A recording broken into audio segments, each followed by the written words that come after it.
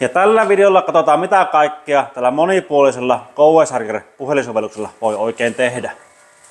GoE-sovellus, eli tässä koen kerrotaan latauksen tila. Ja nyt niin kuin sanotaan, että siinä ei ole auto kiinni, niin se haluaa, että kytketään kaapelia. Jos siinä on auto kiinni, se kertoo sen. Sitten jos siellä on joku ajastus tai joku pörssisähkö tai joku ominaisuus estää latauksen tai näin poispäin, niin se aina kertoo tuossa.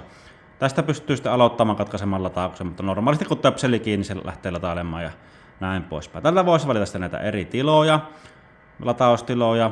Latausnopeudet pystyy tästä säätämään tosi näppärästi. Löytyy myös näitä ennakkoasetuksia täällä. Näin poispäin. Sitten pystyy valittamaan, onko 1 vai 3-vaiheinen vai automaattinen säätö. Sitten löytyy näitä ekoasetuksia, pörssisähköä, aurinkosähköä, tämmöisiä. Ja tää on tosi mielenkiintoinen. Täällä nähdään sitten sähkönkulutusta, vaihejännitteitä, vaihevirtoja silloin kun latauksessa. Sitten tähän tulee tietoa, mikä kaapeli on kiinni.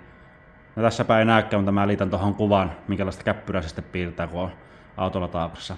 Ja täältä löytyy sitten latausasetuksia, kilowattituntin rajaa, kaapelin pääsyä, katsotaan näitä sitten myöhemmin, yhteydet, voi vaihtaa nimiä, kieliä, kelloaikoja sun muuta. Tosi mielenkiintoinen monitahoinen laite, älykäs, monipuolinen.